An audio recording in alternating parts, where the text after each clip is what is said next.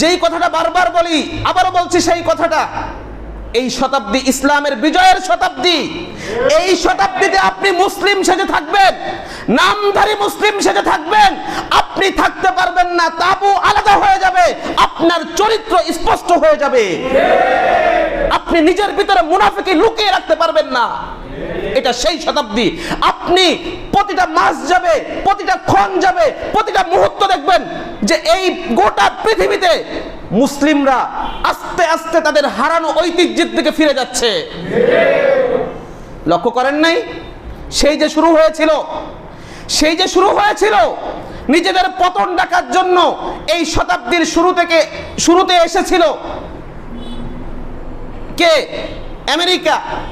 এ বিশ্বের বড় পাইতেশিয়ালটা এসেছিল, ঠেঙানি খেয়ে চলে গেছে, নিজেদের সবকিছু হারিয়েছে, এখন আস্তে আস্তে অর্থনৈতিক সংকটের ভিতরে রয়েছে।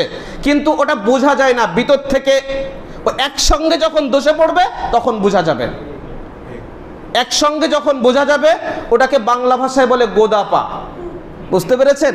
ওই পাটা একটু কি হয়ে উঠছে, বাহ্যিকভাবে মনে হয় স্বাস্থ্য ভালো, কিন্তু না, একসঙ্গে যখন দোষে পড়বে তখন বুঝতে পারবেন যে ভিতর থেকে কিভাবে নষ্ট হয়েছে। না আছে সামাজিক মূল্যবোধ, না আছে পারিবারিক মূল্যবোধ, কিচ্ছু নাই ওর ভিতর, কিচ্ছু নাই। এসব কিছু ছাড়া একটা সভ্য সমাজ টিকতে পারে না। অসভ্যতায় ভরা একটা সমাজ, যা একেবারে পতনের জন্য উন্মুখ হয়ে আছে, খুব দ্রুতই ওর পতন হবে ইনশাআল্লাহ। তো বলছি, এই শতাব্দী ইসলামের বিজয়ের শতাব্দী।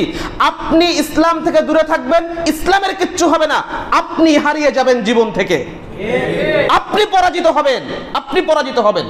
সিরিয়ার বিজয়, আস্তে আস্তে মুসলিমরা সেখানে শক্তিশালী হচ্ছে। সিরিয়ার বিজয় দরকার ছিল।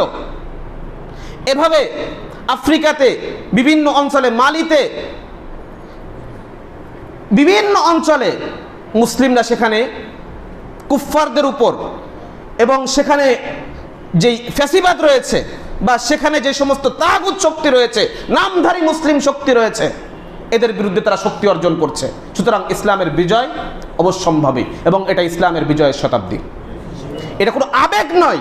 অনেকে মনে করে এটা আমাদের আবেগ, না, আবেগ নয়, এটা রাসূলের হাদিসের বাস্তবায়ন হবে ইনশাআল্লাহ।